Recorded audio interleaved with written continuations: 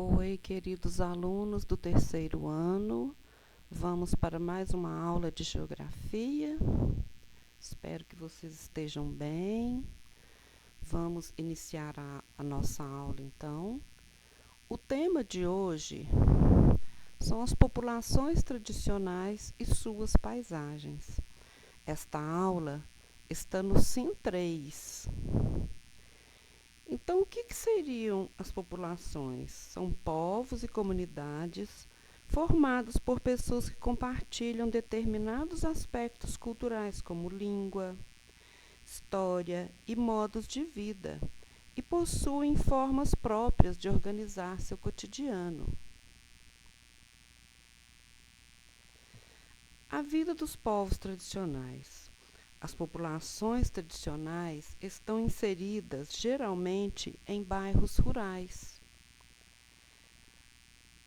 Os conhecimentos, cultura e costumes são passados de geração em geração e constituem uma tradição. Ribeirinhos, seringueiros e caiçara são alguns dos exemplos desses povos, como veremos a seguir.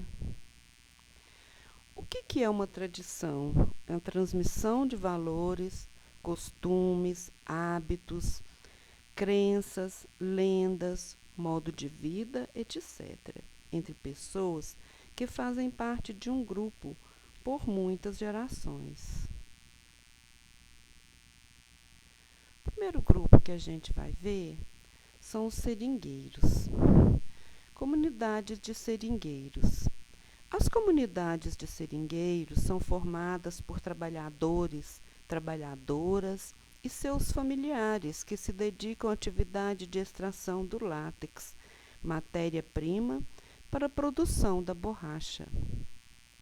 Essas comunidades são típicas de estados do norte do Brasil, como o Acre e o Amazonas, e estão instaladas próximas a regiões de mata, com ocorrência de seringueiras, árvore da qual se obtém o látex.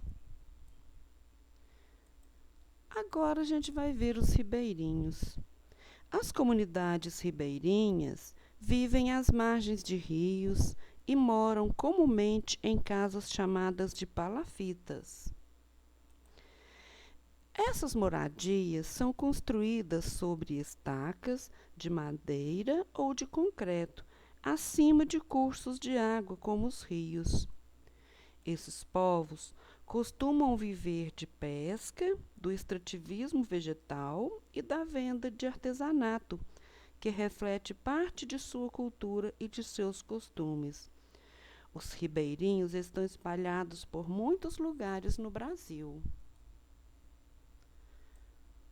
Agora a gente vai ver os caiçaras.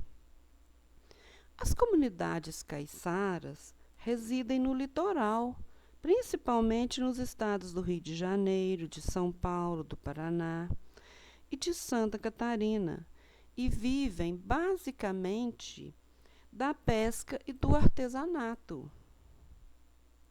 A origem dos caiçaras está relacionada à mistura de povos portugueses, indígenas e africanos nas regiões litorâneas do Brasil.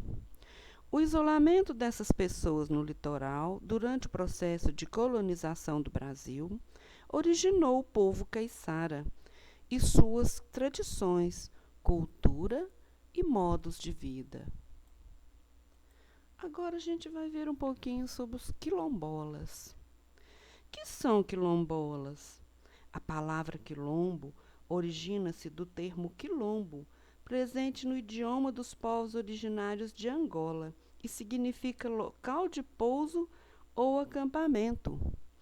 Os povos da África Ocidental eram, antes da chegada dos colonizadores europeus, essencialmente nômades, e os locais de acampamento eram utilizados para repouso em longas viagens. No Brasil colonial, a palavra foi adaptada para designar o local de refúgio dos escravos fugitivos. Quilombola é a pessoa que habita o quilombo. Os povos quilombolas não se agrupam em uma região específica ou vieram de um lugar específico. A origem em comum dos remanescentes de quilombos é a ancestralidade africana de negros escravizados que fugiram da crueldade da escravidão e refugiaram-se nas matas. Com o passar do tempo, vários desses fugitivos aglomeraram-se em determinados locais, formando tribos. Mais adiante, brancos, índios e mestiços também passaram a habitar os quilombos, somando, porém, menor número da população.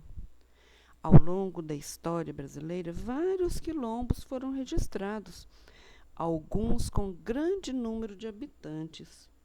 O quilombo dos Palmares, por exemplo, que na verdade era formado por um conjunto de 10 quilombos próximos, chegou a ter uma população estimada de 20 mil habitantes no século XVII. Ainda hoje existem comunidades quilombolas que resistem à urbanização e tentam manter seu modo de vida simples e em contato com a natureza, vivendo, porém, muitas vezes em condições precárias devido à falta de recursos naturais e à difícil integração à vida urbana e não tribal. Essa matéria, crianças, está no livro Sim, nas páginas 253 a 261. Deem uma lida nessas páginas e façam os exercícios. Até a próxima aula!